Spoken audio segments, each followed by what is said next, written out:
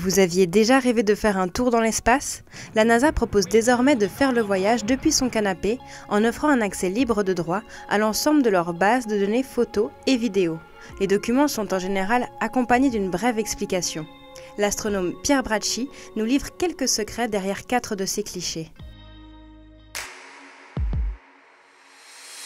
La première photo, c'est celle du champ profond, le Deep Field de Hubble, donc télescope spatial envoyé par la NASA dans les années 90. Et c'est vrai que ces photos ont vraiment impressionné le public, impressionné aussi les médias qui ont profité de ces magnifiques photos pour justement démocratiser, entre guillemets, l'astronomie. Les Américains ont cherché l'endroit le plus sombre, le plus noir du ciel, donc là où vraiment les grands télescopes ne voyaient absolument rien.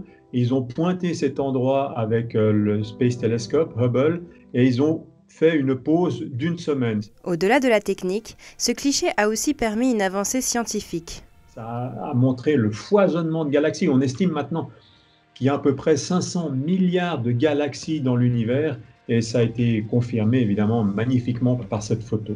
Et c'est une photo qui reste quand même quelque chose d'assez émouvant parce que ces galaxies qu'on voit, elles sont à des milliards d'années-lumière de nous. Derrière la netteté stupéfiante de la photo, une contrainte technique. L'atmosphère a différentes couches, des différentes températures, et ça dévie le rayonnement lumineux, et on a des images qui sont, entre guillemets, un peu floues, même si on a un immense télescope. Alors que quand on est hors de l'atmosphère, les images sont bien plus nettes. Toutes celles de Hubble, elles sont d'une qualité incroyable.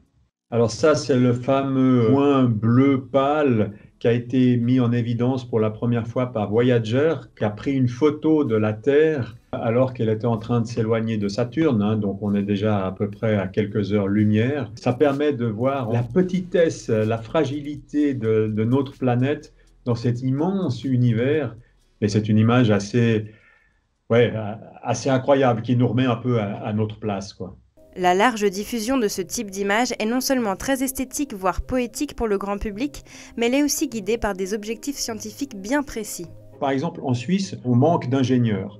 Donc, il faut trouver des moyens pour attirer les jeunes à la science. Et quoi de mieux que de susciter le rêve avec des photos absolument extraordinaires qui sont prises soit par Hubble, soit par des très grands télescopes au sol. Et ça marche. Ça, c'est la fameuse image qui s'appelle les piliers de la création. C'est une image qui montre des nuages de matière dans notre galaxie. Ces nuages s'effondrent sur eux-mêmes et en s'effondrant, ils chauffent et au bout d'un moment, ça allume une étoile. Et on le voit par exemple, pas forcément sur cette image, mais il y a d'autres images où on voit la naissance des étoiles. Et c'est des images qui ont été prises par Hubble. En général, quand on photographie un nuage de matière, la lumière qui vient de derrière est absorbée par le nuage.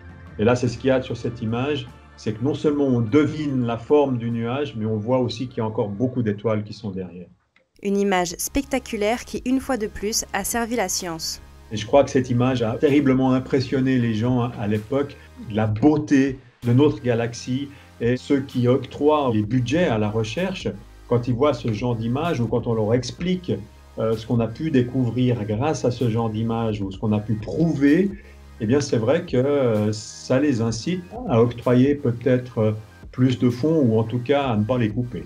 Tout ça, c'est des trains qui se mettent en marche et qui font évoluer la science.